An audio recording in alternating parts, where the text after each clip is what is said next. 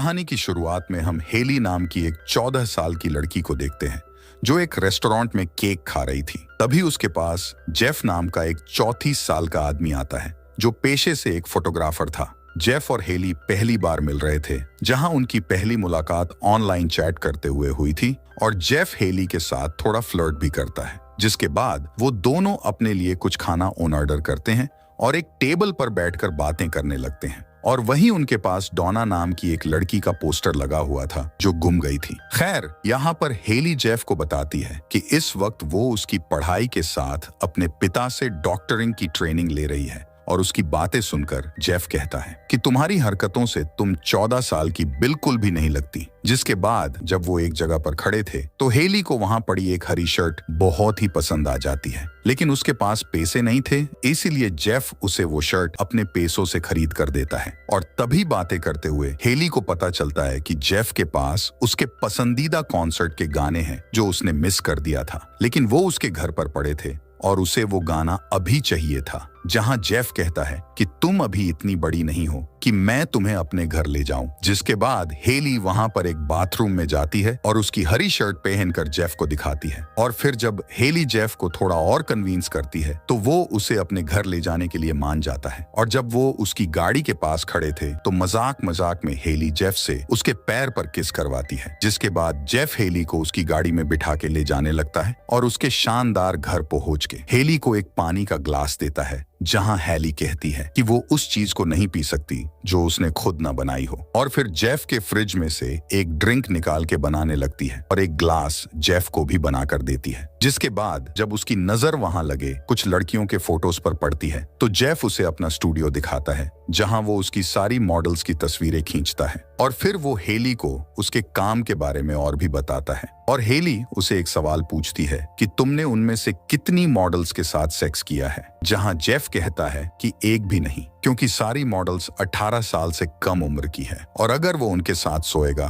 तो पुलिस उसे जेल में डाल देगी। लेकिन एक लड़की है जिसके साथ उसने रिश्ता बनाया था जब वो उसकी उम्र का था, उसका नाम जनेल था, लेकिन अब वो साथ नहीं है। हेली जेफ को देखकर कहती है कि तुम अभी भी उससे प्यार करते हो, लेकिन जेफ उसकी बात ठुकरा देता है। और फिर हेली जेफ को उसकी तस्वीरें खींचने को कहती है, जहां जेफ कहने लगता है कि मॉडलिंग बच्चों का खेल नहीं है। मॉडलिंग करने के लिए तुम्हें सब कुछ देना पड़ता है और आत्मविश्वास दिखाना पड़ता है जिससे बाकी लोग प्रेरित हो सकें। और बात करते हुए जेफ थोड़ा अजीब महसूस करता है, लेकिन वो उस पर इतना ध्यान नहीं देता है और अपने कैमरा को लेके हेली को शूट करने लगता है, जहां वो उसके सामने अपनी शर्ट निकाल के डांस कर रही थी और जेफ उसे बैठने को कहता है। जहां जब हेली उसकी बात नहीं मानती तो जेफ उस पर चिल्लाता है और फिर अचानक बेहोश हो जाता है। अगले सीन में हम देखते हैं कि जेफ एक कुर्सी से बंधा था और उसके सामने हेली आती है जो उसे बताती है कि उसने उसकी ड्रिंक में बेहोशी की दवा मिला दी थी जो उसने उसके पिता की दवाइयों से चुराई है। जेफ को लगता है कि हेली उसके साथ कोई मजाक कर रही है, लेकिन हेली कहती है कि ये कोई मजाक नहीं है। जहां ये सुनकर जेफ घबराने लगता है, जहां हेली उसे शांत रहने को कहती है और फिर उसके घर के एक कमरे में जाके कुछ ढूंढने लगती है, जहां ये चीज जेफ को कुछ समझ नहीं आती। इसीलिए जब हेली वापस उसके पास आती है तो जेफ उससे कहता है कि तुम क्या कर रही हो,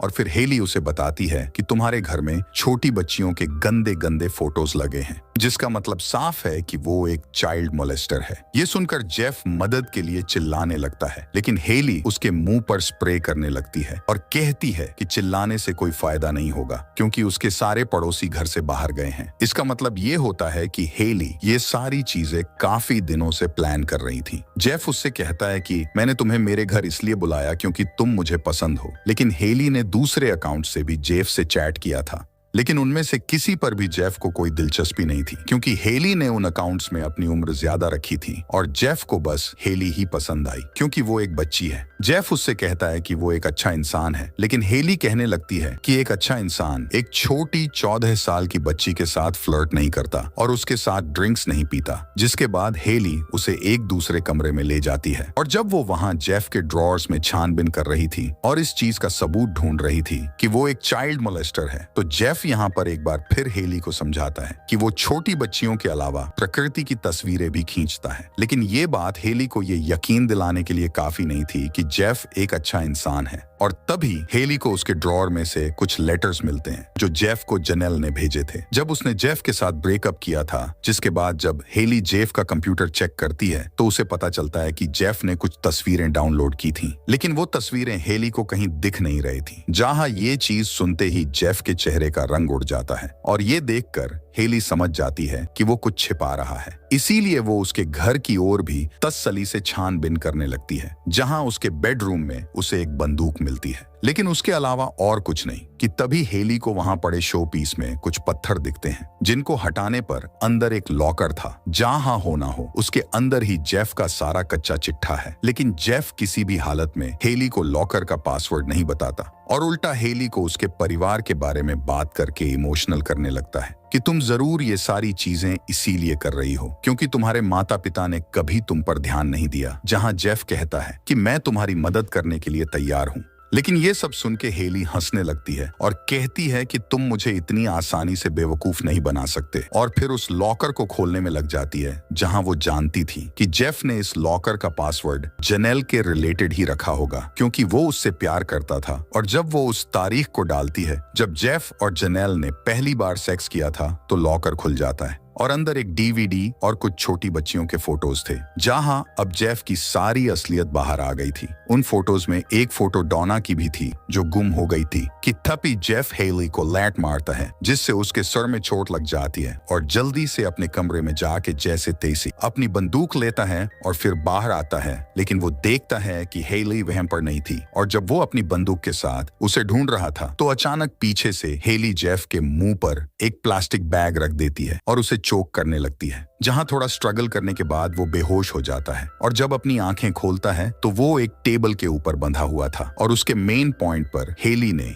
एक बर्फ से भरा बैग रखा हुआ था। अब ये क्यों, ये हमें आगे पता चलेगा। यहाँ पर जब हेली उसे डॉना के बारे में पूछती है तो जेफ कहने लगता है कि वो बस उससे एक बार एक कॉफी शॉप में मिला था और वहीं पर उसने उसकी ये तस्वीर खींची थी। लेकिन हेली को ये बात बिल्कुल भी हजम नहीं होती क्योंकि अगर जेफ सच में बेकसूर है तो उसने डॉना की तस्वीर फेंकी क्यों नहीं। जब उसे पता चला कि वो गायब हो गई है जहां हेली के हिसाब से उसने डॉना को गायब किया है और इसीलिए उसने बर्फ से भरा बैग उसके मेन पॉइंट पर रखा है ताकि वो उसके टेस्टिकल सुन्न हो जाएं। और फिर जब वो सर्जरी करके उनको निकाल देगी तो जेफ को दर्द ना हो ये सुन के जेफ डर जाता है और उसे रुकने को बोलता है। जहां हेली कहती है कि आज के बाद तुम कभी किसी भी छोटी लड़की को नुकसान नहीं पहुंचा पाओगे क्योंकि ना रहेगी बांस और ना बजेगी बांसुरी। जहां जब तक वो बर्फीला बैग अपना काम करता है तब तक हेली जेनेल को एक लेटर लिखने लगती है जिसमें वो जेफ के उस लॉकर वाले फोटो के बारे में और डॉना के बारे में सब कुछ लिखने लगती है। लेकिन उसने उस लेटर को अभी सेंड नहीं किया था और यहाँ पर जेफ उसे समझाने लगता है कि अगर तुम मुझे शारीरिक रूप से नुकसान पहुंचाओगी तो ये चीज तुम कभी नहीं भूल पाओगी। लेकिन हेली कहती है कि यही बात अगर मैं तुमसे कहती जब तुम उन छोटी बच्चियों के फोटोज डाउनलोड कर रहे थे तो क्या तुम मेरी बात मानते। और इसका जेफ के पास कोई जवाब नहीं था, जिसके बाद हेली उस बैग को हटाती है और जेफ के टेस्टिकल्स को शेव करने लगती है। यहाँ पर जेफ डर के मारे बड़बड़ाने लगता है और हेली को पैसे देने को कहता है, लेकिन उसे पैसों से कोई मतलब नहीं था। हेली शेव करके उस बैग को वापस रख देती है और घर की छत पर आती है जहां एक औरत उसे अपने गार्डन में से देख लेती है। वही एक तरफ जेफ उसके पास टेबल पर पड़े उसके फोन को लेने की कोशिश में लग जाता है कि तभी हेली वहां पर आ जाती है जो जेफ को मेहनत करता देख काफी खुश थी। जिसके बाद हेली टेबल के साथ जेफ को एक जगह पर ले आती है और उसके कैमरा से रिकॉर्डिंग शुरू करती है क्योंकि वो सर्जरी शुरू करने वाली थी। यहाँ पर जेफ हेली का ध्यान भटकाने के लिए उसे एक कहानी सुनाने लगता है कि जब वो 9 साल का था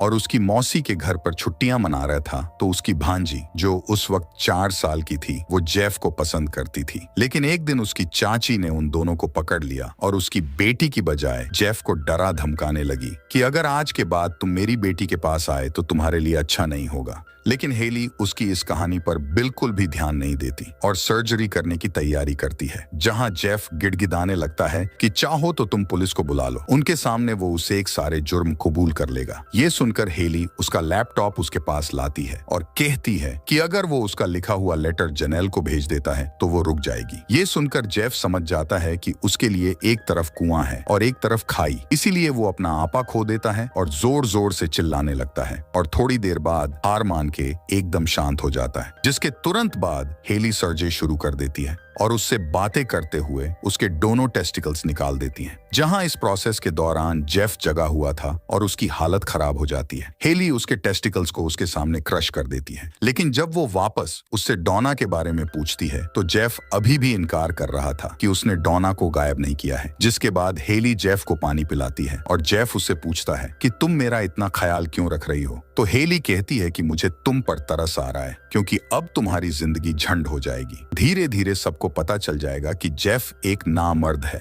ये सुनकर जेफ को गुस्सा आता है और वो कहता है कि वो उसे जिंदा नहीं छोड़ेगा। हेली उस पर ध्यान नहीं देती और शावर लेने चली जाती है। उसके वहां से जाते ही जेफ खुद को छुड़ाने की कोशिश में लग जाता है और पसीने की वजह से उसका एक हाथ स्लिप होके रस्सी से निकल जाता है, जिसके बाद वो अपना दूसरा हाथ छोड़ता है और अपने पैंट को पहनकर पुलिस को कॉल करने लगता है। लेकिन वो हेली को खुद मारना चाहता था, इसीलिए वो एक चाकू उठाता और बाथरूम में आता है। लेकिन तभी हेली पीछे से जेफ को एक टेजर की मदद से शॉक देने लगती है, जिसकी वजह से वो एक बार फिर बेहोश हो जाता है। जिसके बाद हेली घर की सारी चीजें अपनी उंगलियों के निशान मिटाती हैं, सारी चीजों को पहले जैसे रखती है और फिर जनेल को कॉल करके उसे झूठ कहती है कि वो एक पुलिस वाली है और उनको जल्दी से जेफ के घर आना होगा। वहीं जब जेफ आंखें खोलता है तो वो उसके किचन की छत से बंधा हुआ था और उसके गले में रस्सी थी। जहां हेली वहीं उसके पास बैठी थी कि तभी कोई उनका दरवाजा खटखटाने लगता है और ये सुनकर हेली जल्दी से जेफ के मुंह पर पट्टी लगाती है और दरवाजा खोलती है, जहां जेफ की पड़ोसन आई हुई थी, जिसे हेली कहती है कि वो जेफ की भांजी है। यहाँ पर वो हेली को कुछ कुकीज देती है और हेली जल्दी से जेफ की जेब से पैसे निकालती है और उनको दे देती है और जैसे तैसे करके उनसे पीछा छुड़वाती है। अंदर आके जेफ हेली से कहने लगता है कि उसे तुम पर शक हो गया है और वो पुलिस को कॉल करने वाली है। लेकिन हेली उसकी बात पर ध्यान नहीं देती है और उसे एक ऑफर देती है कि अगर तुम अभी इस कुर्सी से कूद के अपनी जान दे देते हो तो वो उसके खिलाफ सारे सबूत मिटा देगी और किसी को भी उसकी असलियत के बारे में पता नहीं चलेगा। लेकिन अगर वो ऐसा नहीं करता तो वो यहाँ से चली जाएगी और पुलिस को उसके घर का पता बता देगी। कि तभी जेफ हेली के ऊपर चढ़ जाता है, जहाँ हेली जैसे तस से खुद को छुड़ाती है और बाहर भाग जाती है। वहीं पर जेफ अपने गले से रस्सी निकाल के एक चाकू लेता है और हेली को ढूंढने लगता है और तभी पीछे के रास्ते से हेली वापस किचन में आती है और उसकी रस्सी को वापस अपने बैग में डाल लेती है। और वहीं पर जेफ अपना आपा खो रहा था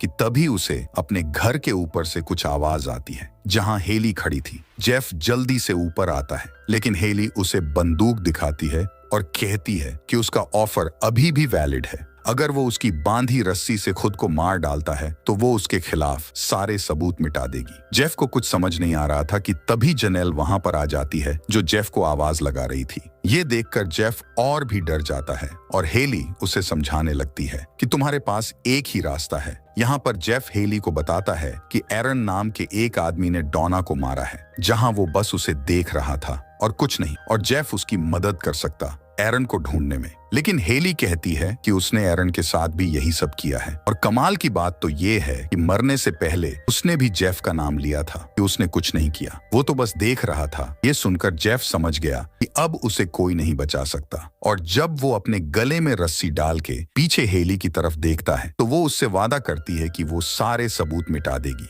लेकिन जेफ जैसी ही नीचे कूदता है तो हेली दौड़ के उसके पास जाती है और मरते जेफ से कहती है कि उसने झूठ बोला। अगले सीन में हेली वहां से राहत की सांस लेते हुए जा रही थी और इसी के साथ ये फिल्म यहीं पर खत्म हो जाती है। तो मुझे कमेंट करके जरूर बताना कि ये फिल्म आपको कैसी लगी। मैं मिलूंगा आपसे अगले वीडियो में।